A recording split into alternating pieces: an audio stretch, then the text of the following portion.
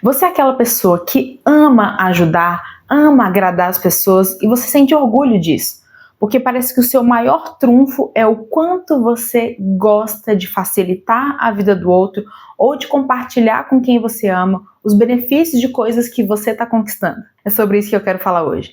Meu nome é Janda Siqueira, eu sou psicóloga, especialista em dependência emocional e oriento pessoas a se tornarem adultos mais saudáveis. E hoje eu quero falar com você que ama agradar, mas que muitas vezes não sabe que está desagradando. Eu quero falar com você que adora ajudar, mas não leva em consideração que a sua ajuda pode estar atrapalhando o processo de alguém. Eu sei que isso pode ser um pouco confuso para você, porque a sua intenção é boa, mas nem sempre a sua intenção acaba de fato favorecendo aquela pessoa que tanto você quer ajudar. Mas antes de eu te contar, eu quero te convidar a se inscrever nesse canal.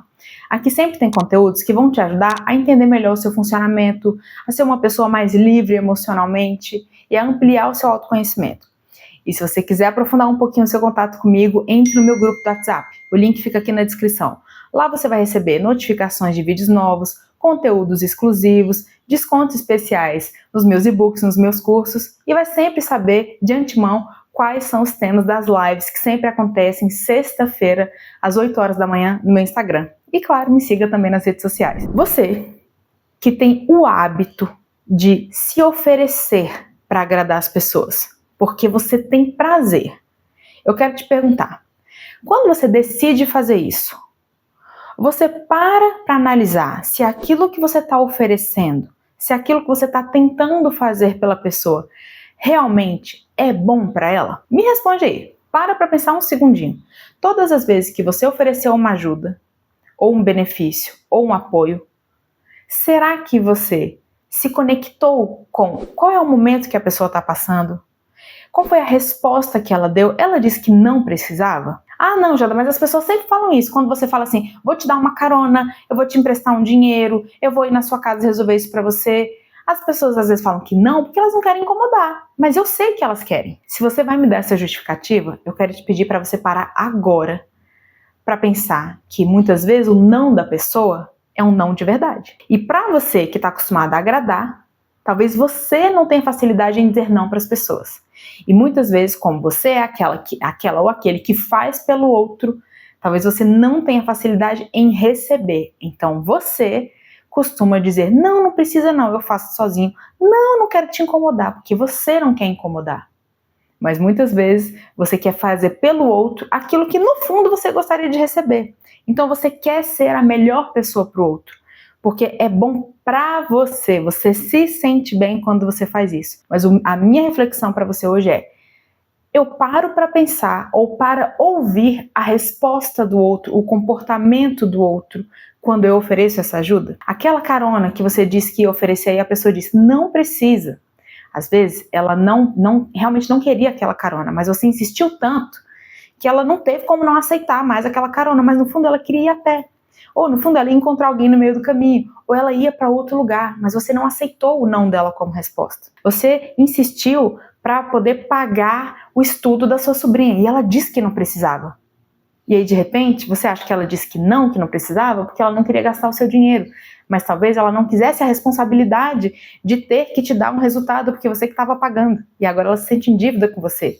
E agora ela tem que te dar uma satisfação com relação ao curso que ela está fazendo. Talvez aquela pessoa que você disse, venha morar comigo, não tem problema, não vai ser prejuízo nenhum para mim. E aquela pessoa disse que não, talvez ela não quisesse aceitar. Aquela comida, aquela marmita que você obrigou alguém a comer, porque você fez, você falou, leve, e a pessoa, não precisa, eu não quero. Talvez ela não goste desse prato que você fez e você não ouviu o não dela. Ou então, você se antecipou e cortou o processo de alguém.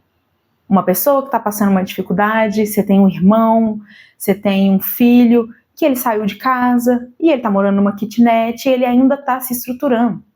E aí você vê a pessoa passando ali por um certo perrengue e aí você quer oferecer para ele uma ajuda que você, na sua cabeça, vai facilitar a vida dele e às vezes você está interrompendo o processo de crescimento dessa pessoa. Essa pessoa precisaria daquela fase ali de perrengue, de entender o que vai fazer, de pensar numa forma de sair daquela situação. Você vai lá e oferece ajuda, vai lá e dá o dinheiro, vai lá e resolve a situação para ela e você impede ela de criar as ferramentas dela mesma. Então, o que eu quero te dizer? Que muitas vezes você não está olhando para o outro, você está olhando só para você. Não, Janda, mas é porque me dói muito saber que aquela pessoa está naquela situação. Então eu quero ajudar. Presta atenção. Me dói muito. Ou eu sei o que é bom para ela. Vai facilitar para ela. Poxa, meu filho está recusando uma ajuda que eu estou dando para ele. Ah, meu sonho era receber ajuda, porque quando eu era mais nova, quando eu era criança ou quando eu era adolescente, não tinha ninguém para me ajudar. Agora eu quero ajudar o meu filho, ele recusa, ele é um ingrato. Às vezes ele está recusando porque ele quer fazer sozinho. E aí você quer ajudar porque você quer atender uma necessidade sua de ser útil, uma necessidade sua de ter valor, uma necessidade sua até mesmo de controlar o que esse outro vai fazer. Eu vou dar um carro para ele, porque assim eu também garanto que ele vai ter o carro que eu acho seguro para ele. Mas isso não é dar ajuda, porque se eu for deixar o meu filho comprar o carro dele sozinho, ele vai comprar um pior. E eu quero dar um melhor, porque eu quero ficar tranquila que ele vai estar em segurança. E eu quero ficar tranquila também que ele vai ter um bom cenário. Aí sabe qual seria a dica que eu te daria? Não se antecipe, pergunte. Fulano, estou vendo que você está nessa situação. Eu posso te apoiar de alguma forma? Ah, Janda, mas você não conhece o meu filho, ele não vai falar.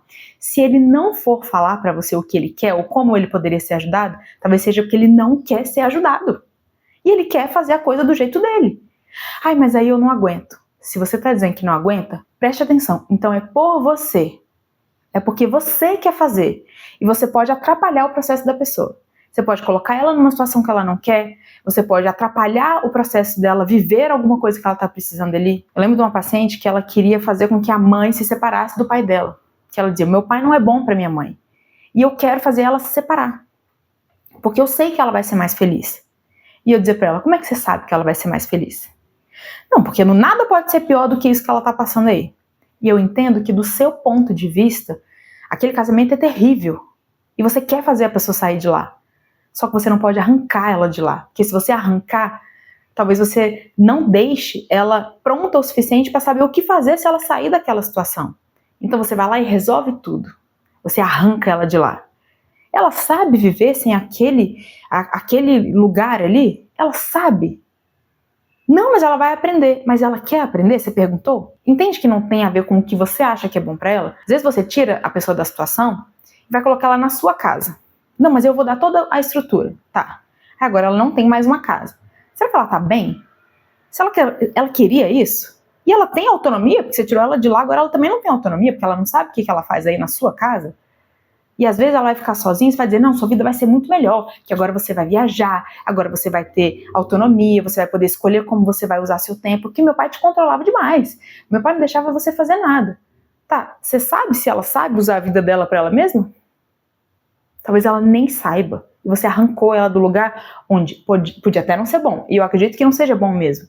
Mas não é sobre ser bom, é sobre o processo da pessoa. O que você pode fazer é apoiar. E o que é apoiar e não ajudar? O apoiar é você dizer, fulano, eu vejo que você está nessa situação. Eu tenho uma percepção sobre essa situação que você está vivendo. Você quer saber? Você quer saber o que eu penso? Você quer saber o que eu acho? Eu tenho aqui uma sugestão. Você quer ouvir? E aí você dá a sugestão. E você deixa a pessoa decidir o que ela vai fazer com a sugestão, com a dica, com a ideia, com a percepção. Porque às vezes uma percepção que você passa para a pessoa muda tudo. Eu nunca esqueço, eu já falei isso em alguns momentos nos meus grupos terapêuticos, nos atendimentos individuais, nas lives, que uma vez escutei de uma amiga que ela disse assim, eu ligando para ela e falando a última atrapalhada do meu ex-namorado, olha o que ele fez, olha que sacana. E ela me disse assim, Janda, posso te dizer uma coisa? Eu acho que você é muito vítima. Aí eu, hã? Mas peraí, você entendeu o que ele fez? Ela, eu entendi. Mas toda vez você me liga e conta a última do fulano. Toda vez ele tem uma nova atrapalhada para fazer com você. E você tá sempre aceitando. Então assim, parece que de alguma forma não é uma opção para você sair desse lugar. Você percebe que ela não me disse, você tem que terminar com ele, isso é inaceitável, vem aqui para minha casa. Ela não disse, posso te falar uma coisa? E eu disse, pode. Me parece que ela me deu uma percepção. Tá vendo que ela não se envolveu, ela não me arrancou de lá, ela não ficou me dando bronca, ela me disse o que ela percebeu. E eu vou saber o que fazer com isso. Talvez eu não faça nada, como na época eu não fiz. Na época eu fiquei chateada, achei que ela foi julgadora. Depois eu entendi, é verdade, eu fico aceitando as situações e fico só reclamando. É muito mais valioso isso, porque aí eu vou tratar essa informação dentro de mim e vou fazer o que eu estiver pronta para fazer. Ou talvez eu comece a trabalhar para poder estar pronta em algum momento para usar aquela ferramenta, aquela percepção, aquela dica, aquele conselho. Mas não cabe a ela, a qualquer pessoa, nem ao terapeuta dizer, saia daí agora mesmo, você tem que sair daí. Que aí você faz por pressão, você faz pelo outro. Quantas vezes uma amiga sua, você não terminou um relacionamento só porque seus amigos iam ficar chateadas com você se você voltasse com a pessoa? Ou se você aceitasse uma determinada situação? Não, minhas amigas vão me matar quando eu disser que voltei com fulano.